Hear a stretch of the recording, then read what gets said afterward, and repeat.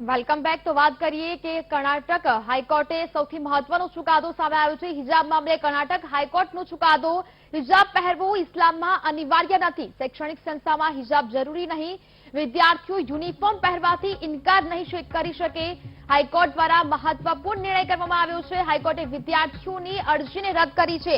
તો જે પ્રકારે 9 ફેબ્રુઆરીએ ઉડીપીની છોકરીઓ દ્વારા દાખલ કરવામાં આવેલી અરજી પર હાઈકોર્ટે પૂર્ણપીઠનું ગઠન કર્યું હતું ને ત્યારબાદ આજે સૌથી મોટો ચુકાદો સામે આવ્યો કે જ્યાં અરજી ફગાવવામાં આવી છે। ક્લાસની અંદર હિજાબ પહેરવાની મંજૂરી આપવા માટેની અરજી કરવામાં આવી હતી। કર્ણાટક હાઈકોર્ટે હવે આ અરજી ફગાવી દીધી છે અને સૌથી મહત્વપૂર્ણ ચુકાદો સામે આવ્યો છે। હિજાબ ઇસ્લામમાં અનિવાર્ય નથી તેવું કોર્ટ દ્વારા જણાવવામાં આવ્યું। હિજાબ પહેરવો ઇસ્લામમાં અનિવાર્ય નથી। વિદ્યાર્થીઓ સ્કૂલનો યુનિફોર્મ પહેરવા માટે ઇનકાર ન કરી શકે। જે પ્રકારે ઘણા દિવસોથી આ મુદ્દો ચર્ચાનો વિષય બન્યો હતો। બે જૂથ આમને સામને પણ આવ્યા હતા। તો જે પ્રકારે એક બાજુ હિજાબ પહેરવા મુદ્દેનો જે મુદ્દો હતો ને બીજી બાજુ ભગવો ધારણ કરીને લોકો વિરોધ કરી રહ્યા હતા। સ્કૂલ યુનિફોર્મમાં હવે વિદ્યાર્થીઓએ શાળાએ જવું પડશે। વિદ્યાર્થીઓએ જે અરજી કરી હતી તે રદ કરવામાં આવી છે। તો જે પ્રકારે હાલ સમગ્ર મુદ્દાને લઈને આપણી સાથે ગેસ્ટ પેનલ જોડાઈ છે તેમની સાથે પણ ચર્ચા કરીશું। એડવોકેટ સોનલ જોશી આપણી સાથે જોડાયા છે। ધર્મગુરુ જ્યોતિનાથ મહારાજ પણ આપણી સાથે જોડાયા છે। મુસ્લિમ એડવોકેટ જમીર શેખ આપણી સાથે જોડાયા છે। ત્યારે જનાતે ઇસ્લામી વુમન્સ વિંગ સેક્રેટરી આરિફાબેન પરવીન પણ આપણી સાથે જોડાયા છે। સોનલબેન, સૌથી પહેલા આપની પાસે આવવા માંગીશ કે જે પ્રકારે હવે કર્ણાટક હાઈકોર્ટે ચુકાદો સંભળાવી દીધો છે। વિદ્યાર્થીઓએ જે અરજી કરી હતી 9 ફેબ્રુઆરીએ કે શાળા કોલેજોમાં હિજાબ સાથે તેમને પ્રવેશ કરવામાં આવે, પરંતુ હવે આ અરજીને રદ કરી દીધી છે અને મહત્વપૂર્ણ ચુકાદો કહી શકાય કે હવે યુનિફોર્મ પહેરવાની વિદ્યાર્થીઓ મનાઈ નહીં કરી શકે। શું પ્રતિક્રિયા આપશો? સૌથી પહેલા વાત કરીશ કે ખૂબ જ મહત્વની બાબત છે અને આ વસ્તુને સ્વીકારવી જોઈએ, કારણ કે આવું રીતે પોતાની રીતે દરેક લોકો જ્યારે આ પિટિશન દાખલ કરવામાં આવી હતી ત્યારે જ એ વખતે જ કહી દીધું હતું, કારણ કે બધા જ લોકો ભગવો પહેરીને જવાની વાત હતી કે ભગવો સ્કાર્ફ પહેરશે, કોઈ હિજાબ પહેરીને જશે અને પોતે પોતપોતાની રીતે જે રીતે આર્ટિકલ 19 નો દુરુપયોગ કરીને કે જ્યારે હોય તો ફ્રીડમ ઓફ એક્સપ્રેશન, રિલિજિયસ એક્સપ્રેશનની વાતો કરીએ છીએ અને કંઈ પણ વસ્તુ થાય એટલે તાત્કાલિક ધોરણે કોન્સ્ટિટ્યુશનને વચ્ચે લઈને પિટિશનો ફાઇલ કરવી। ઇવન આપના સુપ્રીમ કોર્ટે પણ કીધું હતું કે અર્જન્ટ સર્ક્યુલેશન કરીને નેશનલ લેવલ ઉપર આ મુદ્દો મોટો ચગાવવો નહીં જોઈએ અને આજે જે ચુકાદો આપ્યો છે એ બહુ જ ઇમ્પોર્ટન્ટ છે। જ્યાં યુનિફોર્મ સિવિલ કોડની આપણે વાત કરતા હોઈએ ત્યાં પર્ટિક્યુલર આવી રીતે માટે ડિમાન્ડ કરવી એ યોગ્ય નથી અને આ બધા જ વસ્તુ આપણે બધા હ્યુમન છીએ અને ઇક્વાલિટીનો દરેક વ્યક્તિને રાઈટ છે, એ પ્રમાણે જ બધાએ વર્તવું જોઈએ એવું મારું સ્પષ્ટપણે માનવું છે અને હું આ ચુકાદા सबसे संबंधित जी आपने आज क्या मैं वो कहता हूँ आज संसदीय पार्टी का पहली જી સોનલબેન, આપ આપની વાત રજૂ કરી શકો છો। જી, પહેલી વાત તો એ છે કે જે પ્રમાણેના રોજ ઉઠીને કંઈક ના કંઈક ઇસ્યુઝ કરવા અને હું એવું માનું છું કે તમે કોઈ પણ જગ્યા પર કોઈ પણ જ્ઞાતિની વાત કરીએ કે તમે માઇનોરિટીઝમાં હોવો એટલે જ્યારે વારે ને વારે એક જ વસ્તુની ચર્ચા કરવી એ પણ અયોગ્ય છે અને દરેક વ્યક્તિને બધાને ઇક્વલી ભારતીય સમજવા। આ દેશ આપણો છે, આ દેશની અંદર ત્રણેય કલર તિરંગાની અંદર લગાવવામાં આવેલા છે, એમાં ભગવો પણ છે અને ગ્રીન પણ છે, પરંતુ આપણે વારંવાર એવું કહીએ કે આ જ છે અને જે પ્રમાણે એ વખતે પણ એક એડવોકેટ હતા અને એક નેતા હતા, એમનો પણ સ્ટેટમેન્ટ બહાર આવ્યું હતું કે ક્યાંય પણ કુરાનમાં એવું નથી લખેલું કે તમારે હિજાબ પહેરવું। ઘૂંઘટમાં પહેરવા માટે ઘણા દરબાર રજપૂતની વાત કરીએ તો એ પોતાની સ્વતંત્રતા હોવી જોઈએ, પરંતુ હું એવું કહું કે અત્યારે હવે જૈન મુનિ હોય ને નગ્ન અવસ્થાની અંદર એવું કે મને મારા રિલિજિયસ ફ્રીડમ છે કે મારે વસ્ત્રોનો ત્યાગ કરવો છે અને હું નગ્ન અવસ્થામાં સ્કૂલે જવા માંગુ છું, તો શું આ યોગ્ય છે? ના। તમે જે જગ્યાએ જે ઇન્સ્ટિટ્યૂટમાં જાઓ છો, હવે મને ખબર છે કે હું મસ્જિદમાં જઈશ કે ગુરુદ્વારામાં જઈશ અથવા તો મંદિરમાં જઈશ, મારે મારું માથું કવર કરીને જવાનું છે। ત્યાં હું અગાડી એવું કહું કે મને ખુલ્લા વાળ કરવા છે, હું શોર્ટ્સ પહેરીને જઉં તો એ ન ચાલે। એટલે એ રિલિજિયસ રીતે તમે રિલીજીયસ મંદિરોની અંદર તમે એ કરી શકો, પરંતુ જે સ્કૂલો કોલેજો છે ત્યાં આગળ જો દરેક વ્યક્તિ આવી રીતે આવશે તો યુનિટી ક્યાં બતાવવાની? એટલે આજે નામદાર કોર્ટે જે ચુકાદો આપ્યો છે એ આવકાર્ય છે અને આવી રીતે જ હોવું જોઈએ. કોઈ પણ ધર્મના પ્રતિબિંબ સાથે કોઈ એવી રીતે પર્ટિક્યુલર લાંબા ચાલલા કરીને સ્કૂલમાં પહોંચી જશે. સ્કૂલનું આપણે પણ ભણતા હતા, તમને કદાચ જોયું હશે કે નખ કાપેલા હોવા જોઈએ, વાળ કાપેલા હોવા જોઈએ. આર્મીની અંદર હોય છે તો એક ડ્રેસ કોડ હોય છે, એ ફોલો કરવો પડતો હોય છે. ડોક્ટર્સ છે એ લોકો બધા એવું નથી કહેતા કે ભાઈ હું વ્હાઈટ નહીં પહેરું, મને ઓરેન્જ કલરનો મને જોઈએ છે કોટ. તો આવું ન હોવું જોઈએ. એટલે બહુ વેલકમિંગ ઓર્ડર આપ્યો છે અને આવા જ ઓર્ડરની એક્સપેક્ટેશન હતી. ક્યાંક ને ક્યાંક કોર્ટનો અનનેસેસરી ટાઈમ બગડી રહ્યો છે. પિટિશનો નાખીને ગમે તે રીતે પોલિટિકલી રૂપ આપી દેવામાં આવે છે અને અટેન્શન ગ્રેબ કરીને અત્યારે જાહેર 1144 લગાવી દેવામાં આવી છે, લોકોનું ગેધરિંગ અટકાવી દેવામાં આવ્યું છે. ક્યાંક ને ક્યાંક આપણે કેટલો સમય વેસ્ટ કરી રહ્યા છે જે યુવાધનને ભણવા પાછળ અથવા તો જે દેશના ડેવલપમેન્ટ માટે કરવું જોઈએ એના કરતા ખોટી રીતે જે ખાસ કરીને જે કહેવાતા ધર્મગુરુ છે, દરેક ધર્મગુરુઓની વાત કરીશ, પર્ટિક્યુલર કોઈ સમાજના ધર્મગુરુની વાત નહીં, બધા જ લોકો આડી વાતે ચડીને પોલિટિકલ જે રૂપ આપે છે, જે લોકો આવા ધર્મગુરુ છે એની વાત છે, તો એ ખોટું છે એવું મારું સ્પષ્ટપણે માનવું છે. બિલકુલ સોનલબેન, આ તમામ અમારી સાથે જોડાયેલા રહેશો. તો હાલ જે પ્રકારેનો સમગ્ર મુદ્દો હાલ હાઈકોર્ટે પણ હવે પોતાનો ચુકાદો સંભળાવી દીધો છે, વિદ્યાર્થીઓની અરજીને રદ કરી છે. આપણે આ જ ચર્ચાને યથાવત રાખીશું. રોકાઈએ અહીંયા એક બ્રેક માટે. Welcome back. તો જે પ્રમાણે હિજાબ મામલે કર્ણાટક હાઈકોર્ટે ચુકાદો સંભળાવ્યો છે, હિજાબ પહેરવું ઇસ્લામમાં અનિવાર્ય નથી તેવું કોર્ટ દ્વારા જણાવવામાં આવ્યું. શૈક્ષણિક સંસ્થામાં હિજાબ જરૂરી નહીં તેવું પણ વલણ અપનાવવામાં આવ્યું છે. તો જે પ્રકારે લાંબા સમયથી આ ચર્ચાનો વિષય બની હતી, અત્યારે 3 જજની બેન્ચે આ સમગ્ર ચુકાદો સંભળાવ્યો છે. હિજાબ મામલે કર્ણાટક હાઈકોર્ટનો ચુકાદો છે.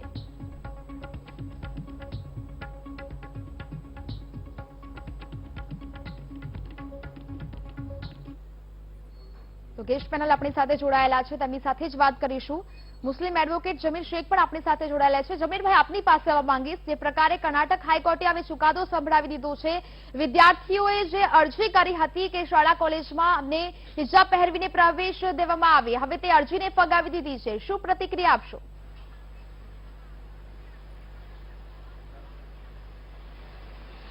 બેન, મારો અવાજ આવે છે? જી, આવી રહ્યો છે. હેલો જી, આપનો અવાજ આવી રહ્યો છે. બેન, મારું મેં અત્યારે જોયું જી, આ જે જજમેન્ટ આજે ચુકાદો આવ્યો છે કર્ણાટક હાઈકોર્ટનું, એનું બ્રેકિંગ આપણે જોયું કે એપ્લિકેશન જે છે હાઈકોર્ટે રિજેક્ટ કરી છે. એ બાબતે મારું રિએક્શન એવું છે કે આ ડિસિઝન જે છે તે બહુ અનફોર્ચ્યુનેટ ડિસિઝન છે, પણ એની ઇફેક્ટ આખા દેશમાં આવે એમ નથી. કારણ કે કર્ણાટક હાઈકોર્ટ જે છે એનું જે ઇફેક્ટ છે એ કર્ણાટકા પૂરતી રહેવાની છે. કારણ કે કર્ણાટક હાઈકોર્ટનો જે જજમેન્ટ છે તે આખા દેશમાં ઇમ્પ્લિમેન્ટ થઈ શકે નહીં. બીજું, સેમ જજમેન્ટ સેમ ટોપિક ઉપર કેરેલા હાઈકોર્ટે આપેલું અને કેરેલા હાઈકોર્ટે હિજાબ પરમિટ કરેલું. હવે કેરેલા હાઈકોર્ટનું જે જજમેન્ટ છે એ બટ નેચરલ છે કે પરસ્યુએસિંગ છે, પણ it is not binding upon Karnataka high court. એટલે કર્ણાટક હાઈકોર્ટે કેરેલા હાઈકોર્ટે જે અગાઉ ચુકાદો આપેલો એને નથી માન્યું અને ડોક્ટ્રીન ઓફ એસેન્શિયાલિટીની વાત કરી કે whether hijab is an essential part of religion or not, એની ઉપર કર્ણાટક હાઈકોર્ટ ગઈ છે.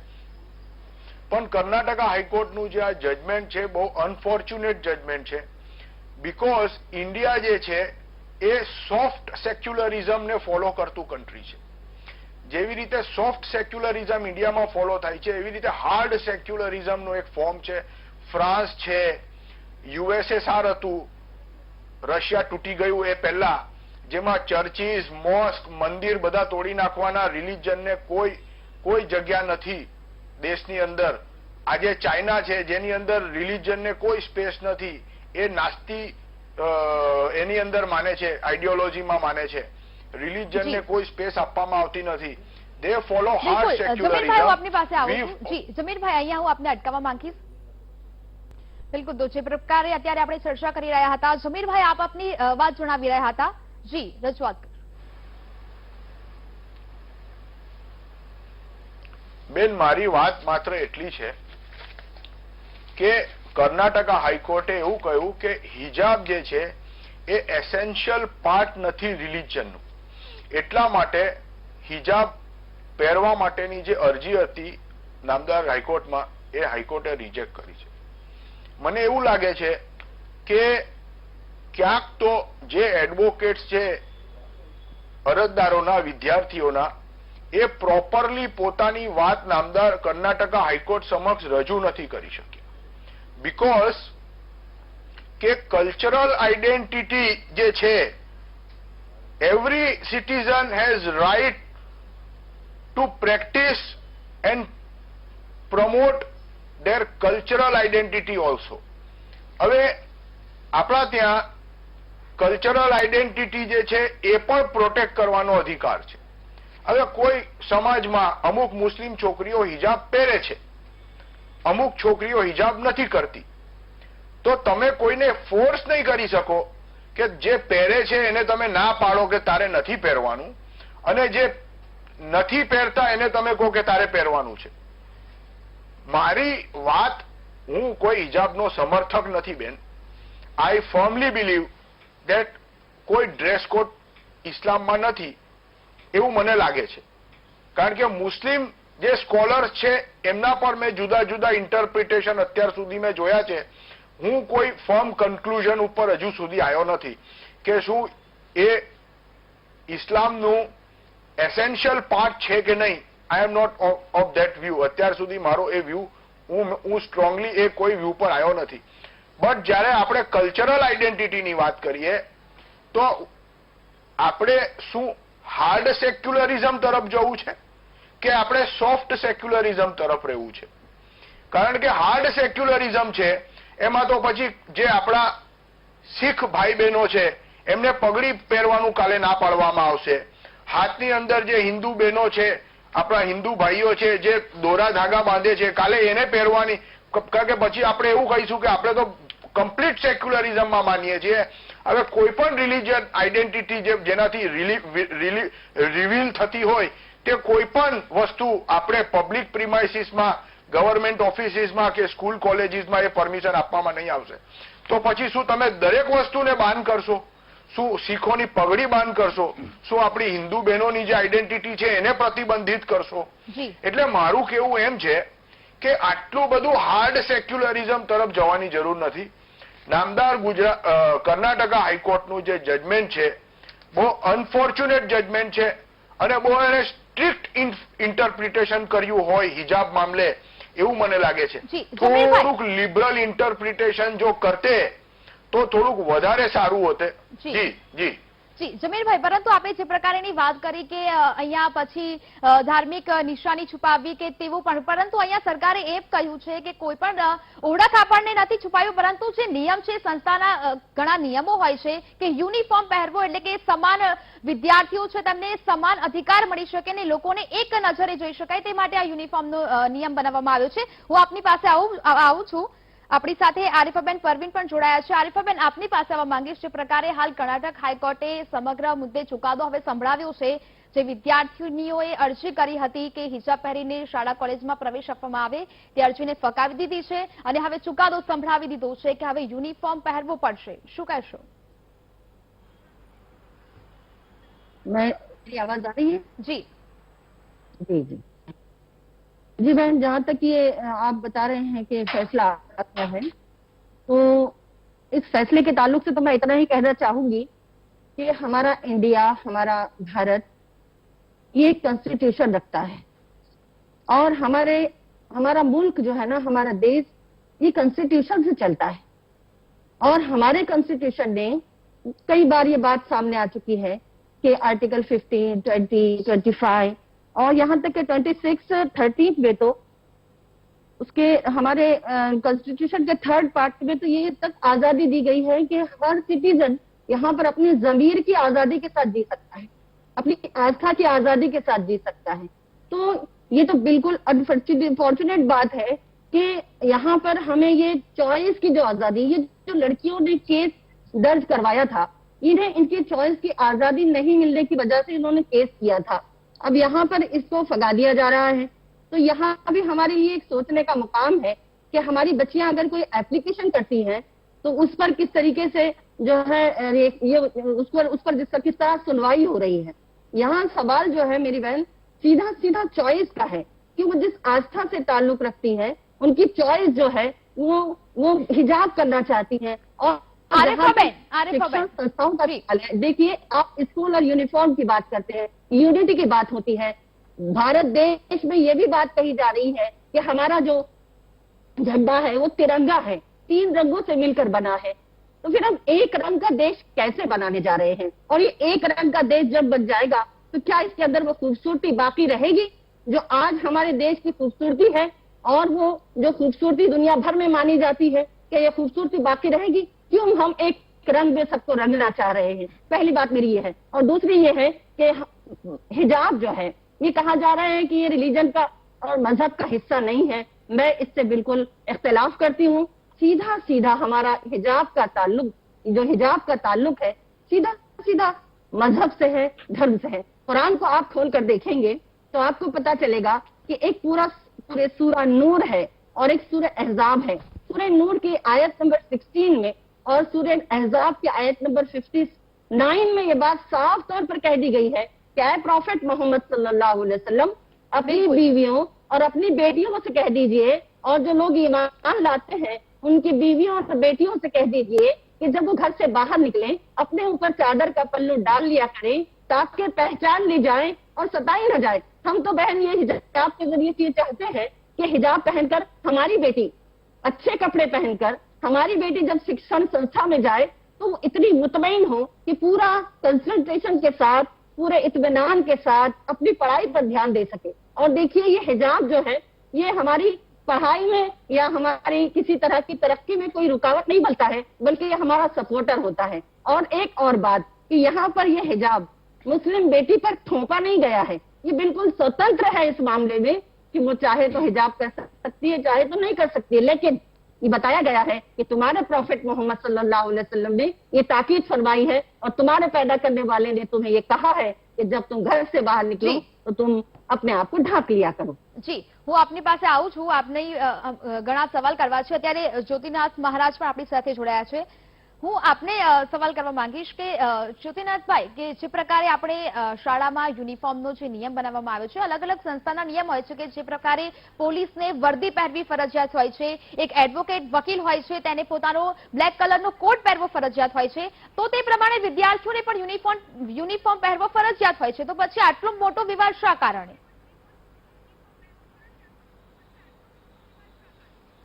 પહેલા તો કોઈ દિવસ મને જ્યોતિર્નાથભાઈ ના કહેવાય, ત્યાંથી સુધારો।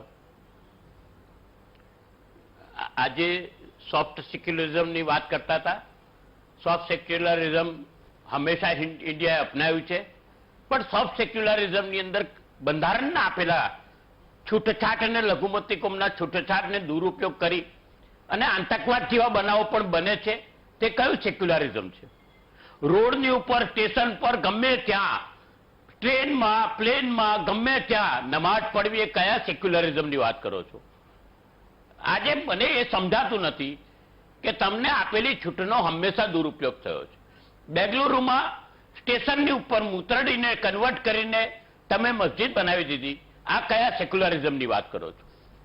જ્યારે માનવ અધિકારની વાત કરતા હોય તો માનવ અધિકાર સમાન છે અને યુનિવર્સલ। અહીંયા ગાડી વાત ત્યાં આગળ આવે છે, વાત બીજા રસ્તા પર જતી હતી એટલે મારે કહેવું પડ્યું કે આ થાય છે।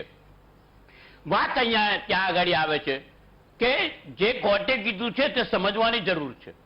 તમે રોડ પર પહેરીને હિજાબ કરશો કે તમે રોડ પર તમારા ઘરની બહાર નીકળીને તમે ગમે ત્યાં આગળ જશો તો બુરખો પહેરશો, અમને કોઈ વાંધો નથી।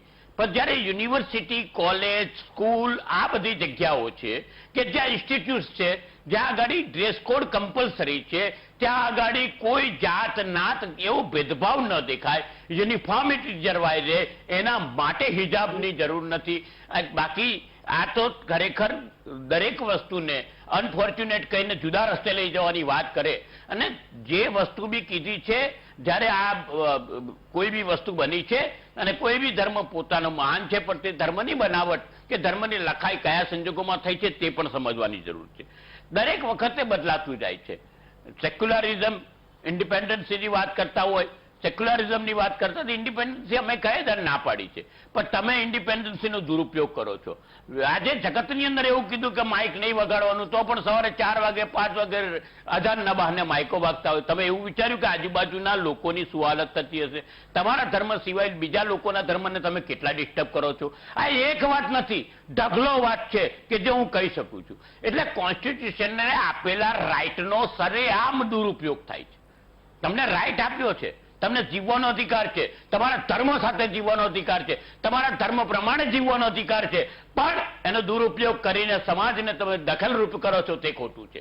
તમે મદ્રેસાઓ ચલાવો છો, અમને કોઈ વાંધો નથી. તમે દારૂલ ઉલૂમ ચલાવો છો, તમને કોઈ વાંધો નથી. પણ એ જ દારૂલ ઉલૂમ ને એ જ મદ્રેસાની અંદર એક સ્પેશિયલ ટ્રેનિંગો ચાલે છે, તે કેમ ચાલતે કે બોલતા નથી? કન્વર્જેશનનું આટલું મોટું સ્કેન્ડલ આવ્યું, કેમ કોઈ મુસ્લિમ બોલવા બહાર ના આવ્યું? આજે વાત એ છે કે તમારા સમાજની અંદર જરાક બી કંઈ થાય તો બધા ભેગા થઈને બોલે છે, પણ સમાજને તમે હિન્દુત્વની વાતો નથી કરતો. હું વાત કરું છું ભારતના કોન્સ્ટિટ્યુશનની, અને કોન્સ્ટિટ્યુશનના આપેલા અધિકારનો જ્યાં જ્યાં દુરુપયોગ થાય છે ત્યાં બોલવું પડતું હોય છે. કોન્સ્ટિટ્યુશને તો અમને પણ કીધું છે, અમે કઈ રોડ પર ઘંટડી વગાડીને ઉભા નથી થઈ જતા હાંજ પડે આરતી કરવા માટે. એ યોગ્ય નથી. શાસ્ત્રે જે આપેલી વાત છે, જે પણ કુરાનમાં લખેલી વાત છે, તેને કાયદેસર સમજવાની જરૂર છે. કુરાનમાં લખ્યું છે કે તમે પ્રવાસમાં હો કે આવું હોય ત્યારે તમને રોજા તમને નમાજની વ્યવસ્થા ન થતી હોય તો નમાજ માફ છે, તમારે ત્યાં બંદગી કરી લેવી. આ દુરુપયોગ થાય છે. બસ મારું આટલું કેવું છે. બિલકુલ ચોક્કસ. એટલે કે હવે કર્ણાટક હાઈકોર્ટે તો ચુકાદો સંભળાવી દીધો છે. હવે શાળામાં યુનિફોર્મ પહેરવું ફરજિયાત બન્યું છે. ચોક્કસથી આપ તમામ મહાનુભાવો અમારી સાથે જોડાયા, વાતચીત કરી તે બદલ આભાર. તો હિજાબ મામલે જે પ્રકારે કર્ણાટક હાઈકોર્ટનો ચુકાદો સામે આવ્યો છે, હવે હિજાબ પહેરવો તે ઇસ્લામમાં અનિવાર્ય નથી તેવું કોર્ટે જણાવ્યું. શૈક્ષણિક સંસ્થામાં હિજાબ જરૂરી નહીં. વિદ્યાર્થીઓ યુનિફોર્મ પહેરવાથી હવે ઇનકાર નહીં કરી શકે. તો વિદ્યાર્થીઓની અરજી પણ રદ કરવામાં આવી છે. તો હિજાબ વિવાદ મુદ્દે જે આ પ્રકારે ચુકાદો સંભળાવવામાં આવ્યો છે, વિદ્યાર્થીઓની અરજી પણ ફગાવવામાં આવી છે. તો સમગ્ર મુદ્દે આપણે ચર્ચા કરી કે જે પ્રકારે હિજાબ પહેરવું જે અનિવાર્ય નથી તેવું કોર્ટ દ્વારા જણાવવામાં આવ્યું. તો વિદ્યાર્થીઓએ હવે શાળામાં યુનિફોર્મ ફરજિયાત કરવું પડશે. સમાચારોમાં હાલ રોકાઈશું.